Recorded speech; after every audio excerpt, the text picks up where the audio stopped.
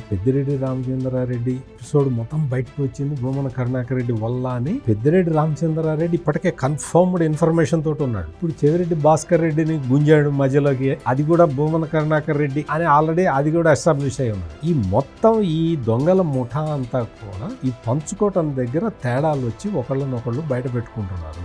ఇది మొత్తం కాన్సన్ట్రేషన్ భూమన కరుణాకర్ రెడ్డి మీదకి వెళ్తున్నది. అందుకనే భూమన కరుణాకర్ రెడ్డి బయటకు వచ్చి మామూలుగా హరికథలు చెప్పడం అలవాటు కదా, ఆ హరికథలు ఇప్పుడు మళ్ళీ మొదలు పెడతాడు. నిన్న మొన్నటి వరకు చెవిరెడ్డి భాస్కర్ నిన్న చెప్పాడు కదా, మా తమ్ముడు మద్యం దాగి చచ్చిపోయాడు, మా నాన్న మద్యం దాగి చచ్చిపోయాడు, లిక్కర్ బాధిత కుటుంబం.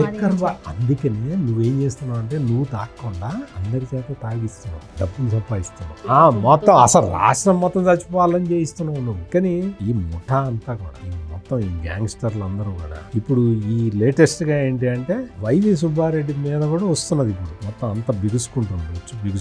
నా పదవీ కాలంలో ఇది జరగలేదు అని భూమన కరుణాకర్ రెడ్డి ఇంతకు ముందర చెప్పాడు. ఒకసారి చూడండి, నాకు సంబంధం లేదు, నేను కాదు టెండర్ నిబంధనలు మార్చింది అని ఆల్రెడీ భూమన కరుణాకర్ రెడ్డి వేసేసాడు కార్డు. అంటే వైవి సుబ్బారెడ్డి చేశాడు అని చెప్పేస్తున్నాడు. అందుకని ఈ భూమన కరుణాకర్ రెడ్డి మొత్తం ఎందుకు ఏంటి పరిస్థితి అంటే అతనికి తన వాటా తనకి రాలేదు. తను రాజారెడ్డికి జైల్ మేట్ కదా,